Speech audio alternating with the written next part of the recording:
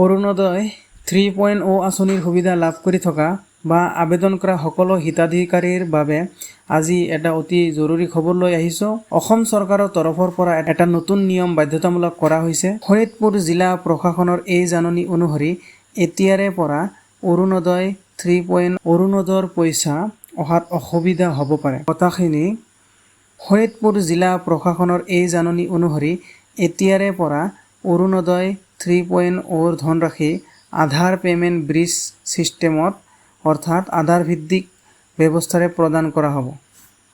যিসকল হিতাধিকাৰীয়ে আধাৰ নম্বৰৰ এতিয়াও বেংক একাউণ্টৰ সৈতে সংযোগ হৈ থকা নাই, তেওঁলোকে অহা 30 জুন 2026 তাৰিখ বা তাৰ আগতে নিজৰ বেংক শাখালৈ গৈ এই লিংক প্ৰক্ৰিয়াটো সম্পূৰ্ণ কৰিব লাগিব। যদি 30 জুনৰ ভিতৰত আপুনি আধাৰ বেংক লিংক নকৰে, তেন্তে আপুনি ভৱিষ্যতে লাভ কৰিবলগীয়া অৰুণোদয়ৰ ধনৰ পৰা বঞ্চিত হ'ব পাৰে। যদি আপোনাৰ এই সন্দৰ্ভত কিবা খেলিমেলি হৈছে বা বুজি পোৱা নাই, তেন্তে আপুনি আপোনাৰ নিকটৱৰ্তী পৌৰসভা অথবা সংশ্লিষ্ট খণ্ড উন্নয়ন বিষয়া অৰ্থাৎ ব্লক ডেভেলপমেণ্ট অফিচ, যাক আমি BDO বুলি কওঁ, কাৰ্যালয়ৰ সৈতে যোগাযোগ কৰি সহায় ল'ব পাৰে।